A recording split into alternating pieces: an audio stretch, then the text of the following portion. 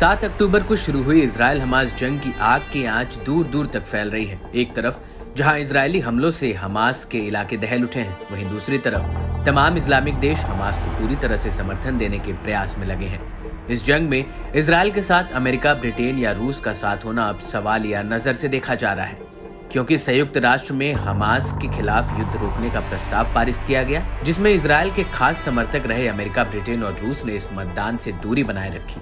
इस सब के बीच ईरान ने इजराइल की चिंता बढ़ाने वाला काम किया है। ईरान लगातार अपने परमाणु हथियारों का जखीरा बढ़ाने में लगा हुआ है। ईरान ने हाल के महीनों में अपने परमाणु कार्यक्रम का विस्तार करना जारी रखा, जिसमें हथियार ग्रेड समृद्ध यूरेनियम का भंडार भी शामिल है।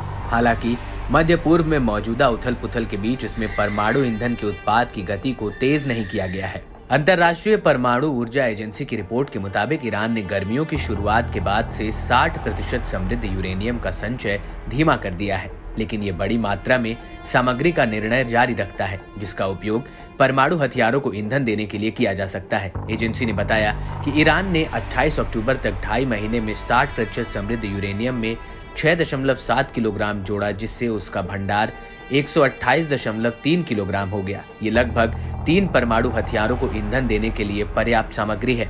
बता दें कि ईरान परमाणु हथियारों के बिना 60% समृद्ध यूरेनियम का उत्पादन करने वाला एकमात्र देश है। ऐसा माना जा रहा है कि गाजा में युद्ध बढ़ने और अमेरिकी वोट के खतरे के बीच ईरान ने अपने परमाणु कार्यक्रम को गति दी है।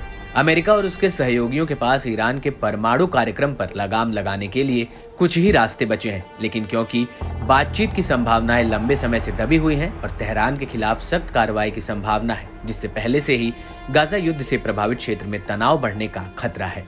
ईरान इस बात पर जोर देता है कि उसका परमाणु कार्यक्रम पूरी तरह से शांतिपूर्ण नागरिक कार्यक्रमों के लिए है और वह भी कभी परमाणु हथियार विकसित नहीं करेगा। ईरान के परमाणु ईंधन भंडार के बारे में IAEA ने 28 अक्टूबर को पता लगाया था, जो कि इजराइल पर हमास के हमले के 3 सप्ताह बाद था, जिसमें 1200 लोग मारे गए थे और गाजा में बड़े पैमाने पर इजरायली सैन्य आक्रमण हुआ था।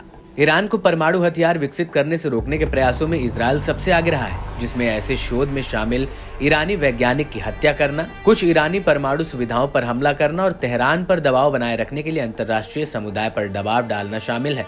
पश्चिमी देशों को चिंता है कि इजराइल हमास युद्ध ईरान से जुड़े क्षेत्रीय संघर्ष में बदल सकता है, जिसमें पूरे क्षेत्र में ईरान की प्रॉक्सी सेनाएं इजराइल और अमेरिका सेनाओं पर हमला कर सकती हैं।